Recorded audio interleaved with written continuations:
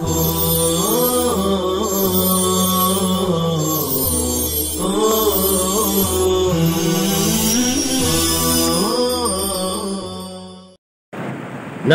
ونصلي على رسوله الكريم اما بعد باب ما جاء في ذي الوجهين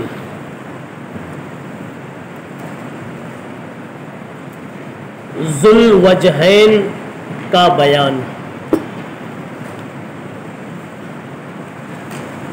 دو چہرے والوں کے بارے میں آئی ہوئی روایتوں کا بیان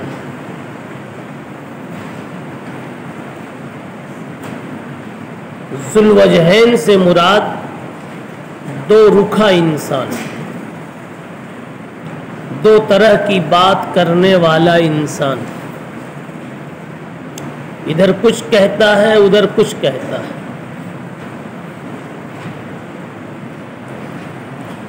ایسی حرکت اصلاً تو مذموم ہے،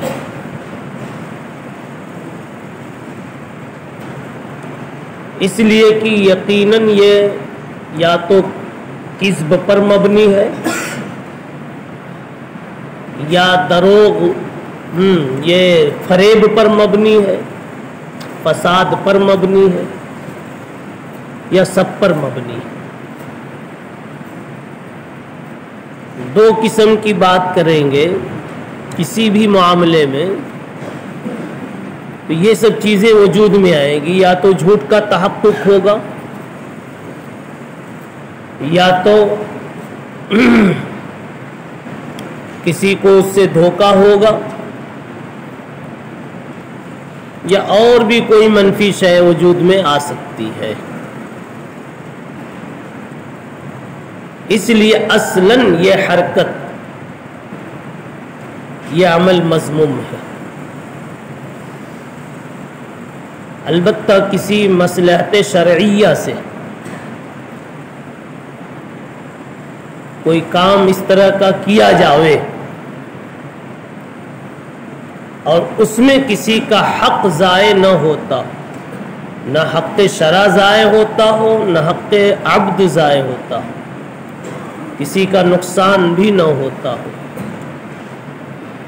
بلکہ کوئی مصلحت شرعی ہو، کوئی منفعت شرعیہ وہاں ملحوظ ہو تو اس کی اجازت ہو سکتی ہے۔ جیسے دو آدمیوں میں بنتی نہیں بنانے کے لیے دو قسم کی بات کی جاتی ہے، ادھر کچھ میٹھی بات ادھر کچھ میٹھی بات، جو خلاف واقع بھی کبھی کبھار ہوتی، مگر دونوں کو قریب کرنے کے لیے اس طرح کا کام اس طرح کی بات کی جاتی ہے،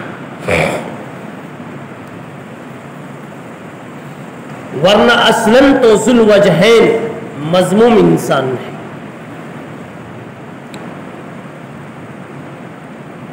ان کے سامنے کہتا ہے کہ وہ آدمی اچھا نہیں ہے، ان کے سامنے کہتا ہے وہ آدمی اچھا ہے، ان کے اعتبار سے ان کی والی کہی، ان کے اعتبار سے ان کی والی کہی، حق گوئی اس انسان میں نہیں ہے، حکم شرعی اس کا بیان کر دیا گیا۔ اب حدیث پاک دیکھ لیجئے، قال رسول اللہ صلی اللہ علیہ وسلم ان من شر الناس عند اللہ یوم القیامہ ذی الوجہین۔ نبی پاک صلی اللہ علیہ وسلم فرماتے ہیں اللہ تعالیٰ کے نزدیک قیامت کے دن سب سے برا انسان دو چہروں والا ہوگا، دو قسم کی بات کرنے والا ہوگا۔ اس کی وجہ یہ ہے کہ اس نے اپنے اس رویے سے کتنوں کو دھوکے میں ڈالا ہوگا، کتنی جگہ غلط فائدہ اٹھایا ہوگا، کتنوں کو پریشان کیا ہوگا، اس لیے وہ بدترین انسان ہوگا۔ باب ما جاء فی النمام، چگلی کرنے والے کا بیان۔ چغلی کرنے والے آدمی کے بارے میں آئی ہوئی حدیثوں کا بیان۔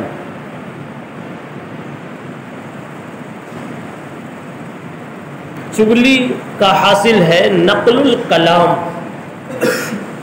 الی الغیر للاضرار والافساد، ضرر اور فساد پھیلانے کے جذبے سے کہیں کی بات کہیں نقل کرنا،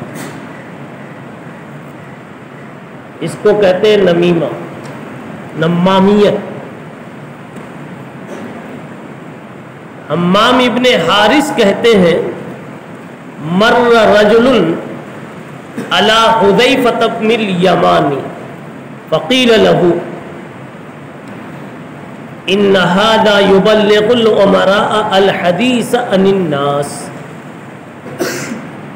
ایک آدمی گزرا حذیفہ ابن یمان رضی اللہ عنہما کے پاس سے، فقیل له، ان کو بتلایا گیا کہ یہ آدمی لوگوں کی باتیں عمرا تک پہنچاتا ہے، مخبری کرتا ہے۔ حضرت حذیفہ نے کہا سمعت رسول اللہ صلی اللہ علیہ وسلم لا يدخل الجنت قطات، جنت میں کوئی قطات نہیں جائے گا، چغل خور نہیں جائے گا، باتیں ادھر ادھر کرنے والا انسان جنت میں نہیں جائے گا۔ اب نہیں جائے گا کا مطلب آپ پہلے سے جانتے، نفی دخول دائمی کی نہیں ہے، اولی کی ہے، دخول ابدی کی نہیں ہے کہ ہمیشہ کبھی نہیں جائے گا، ایسا نہیں، اول نہیں جائے گا، اپنی اس بدعملی کی سزا بھگتنے کے بعد جائے گا۔ اور یہ بھی ایک مطلب ہوتا ہے اس قسم کی احادیث کا کہ ایسے کردار والا بندہ ایسا ہے، اس کی شان ایسی ہے کہ وہ جنت میں داخل کیے جانے کے قابل نہیں ہے، یعنی ہے ایسا کہ اس کو جنت میں جگہ نہ دی جائے، لیکن کسی وجہ سے اس کو سزا بھگتنے کے بعد داخلہ مل جائے گا۔ بیان اصل صفت کبھی کبھی مقصود ہوتا ہے، اس طرح کی نفی سے، نفی ذات سے نفی اصل وصف بیان مقصود ہوتا ہے۔ جی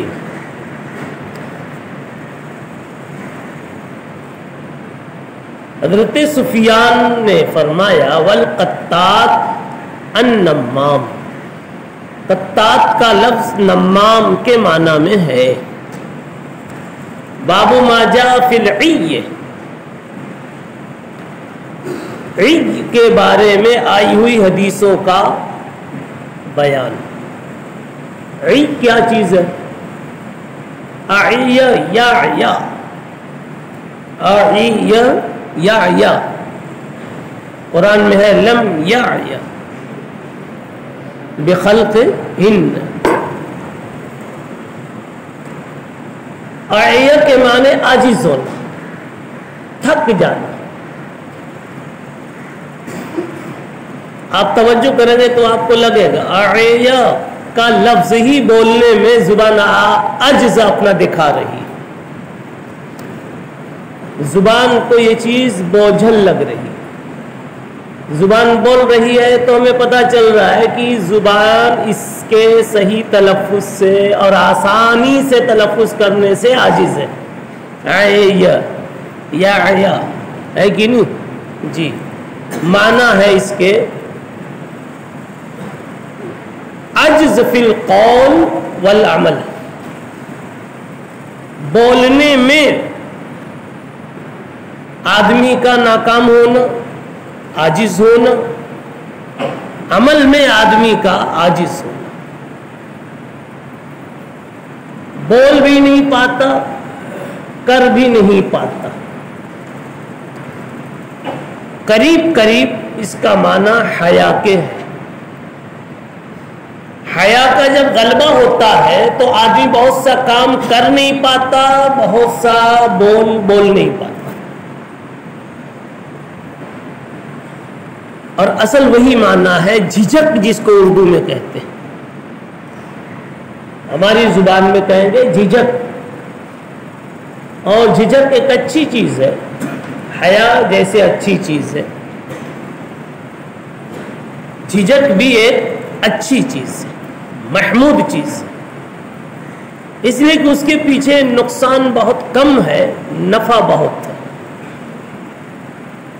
جیسے حیا میں، حیا جھجک اور ایک ہی چیز سمجھ لو نتیجے کے اعتبار سے۔ جس انسان میں یہ صفت ہوگی، ہر بول کے بولتے وقت جھجکے گا، تولے گا، بولوں نہ بولوں، ہر کام کے وقت وہ پہلے موازنہ اور محاسبہ کرے گا، کروں نہ کروں۔ اور جو ایسا نہیں ہوگا، جس میں یہ صفت نہیں ہوگی، وہ تو کہتا ہے بارے غم سر پہ اٹھایا ہے، جو ہو سو ہو، وہ تو کر ڈالے گا، پہلے بولے گا بعد میں تولے گا یا تو نہیں تولے گا۔ اور جو جھجک والا ہوگا وہ پہلے تولے گا پھر بولے گا۔ اب جس پر حیا کا غلبہ ہوتا ہے، جھجک کا غلبہ ہوتا ہے، بسا اوقات کبھی کبھار وہ بولنے کی جگہ پر بھی خاموش رہ جاتا ہے، تو اس کا کوئی حاصل ہونے والا مطلوب چھوٹ جاتا ہے، مگر ایسا بہت کم ہوتا ہے۔ اور کثرت سے بول لینے والا، بے جھجک بول لینے والا، بے جگہ بہت کچھ بول دیتا ہے، پھر سامنے والے کو تکلیف بھی ہوتی ہے، اور سامنے والے پر آپ کے تعلق سے تأثر بھی غلط بنتا ہے کہ آدمی بے ادب دکھ رہا ہے، بے لگام دکھ رہا ہے، کچھ بھی بولتا رہتا ہے۔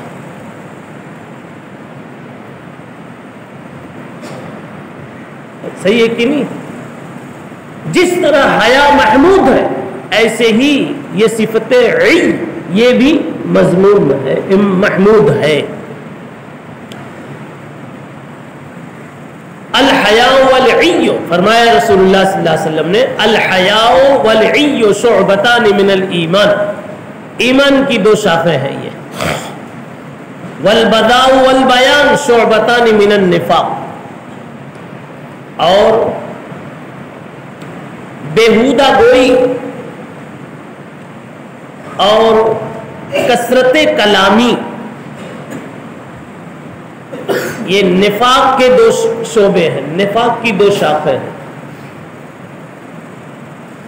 بیہودہ حرکت، بیہودگی بلکہ کہو، البذاء کا ترجمہ بیہودگی، وہ چاہے بیہودگی فی القول ہو چاہے فی العمل ہو۔ والبیان تو بیہودہ عمل وال، بیہودگی یعنی بیہودہ کردار، بیہودہ بیان، بیہودہ کلام، یہ دونوں نفاق کے اثرات کی قبیل سے ہیں۔ نفاق کی بات کا مطلب یہ ہے جس انسان کا اللہ تعالیٰ سے سچا تعلق نہیں ہوگا، ظاہر کا ہوگا دل کا نہیں ہوگا، اس کے اندر میں جھجک اور حیا اور رکاوٹ اور تأمل اور محاسبے موازنے کی کوئی کیفیت نہیں ہوگی، اس کو ڈر ہی نہیں نا، اللہ پر یقین نہیں، لیکن ظاہر میں وہ ایمان والا دکھتا ہے۔ اس لیے کہا کہ ایک طرف تو نڈر بھی ہے، ایک طرف ٹوپی والا بھی ہے، ایک تسبیح والا بھی ہے، مسجد والا بھی ہے، اور نڈر بھی ایسا ہے کہ جو چاہتا ہے بول لیتا ہے، لگتا ہے نفاق ہے،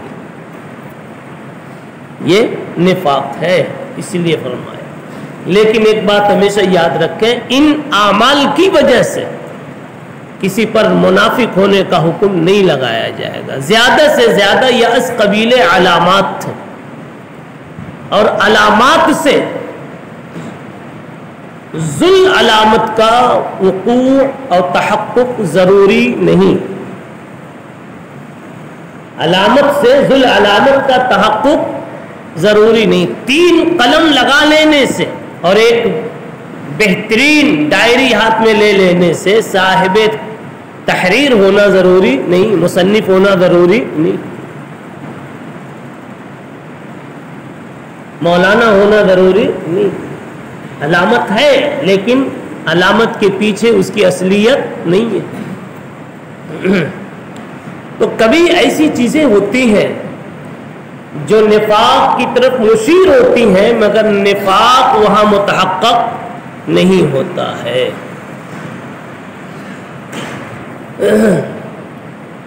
یہاں امام ترمذی رحمۃ اللہ علیہ خود حدیث کے کلمات کی وضاحت فرما رہے ہیں.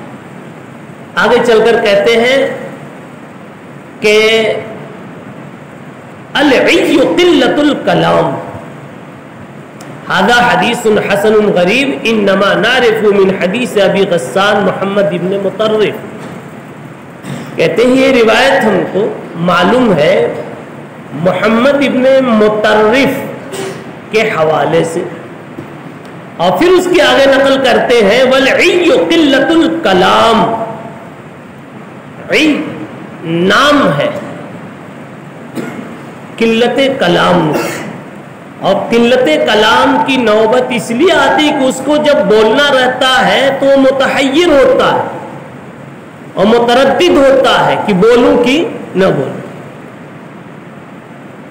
والبذاء والفحش فی الکلام، بیہودہ گوئی کا نام بذا ہے اور بیان نام ہے کثرت کلام کا. تو بیہودہ گوئی اور زیادہ گوئی،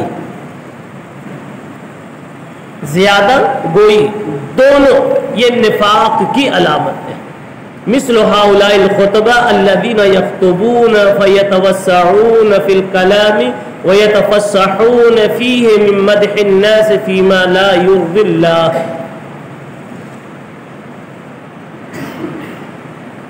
جیسے آج کے دور کے خطبہ کہ اپنے کلام میں خوب زبان چلاتے ہیں اور گلے پھاڑتے ہیں لوگوں کی تعریف کے لیے، اللہ کی ناراضگی سے صرف نظر کرتے ہوئے، اللہ کی ناراضگی کی پرواہ نہ کرتے ہوئے، بلکہ اللہ کو ناراض کرتے ہوئے لوگوں کی بڑی بڑی تعریفوں میں غیر مستحقین کی مدح میں لگ جاتے ہیں.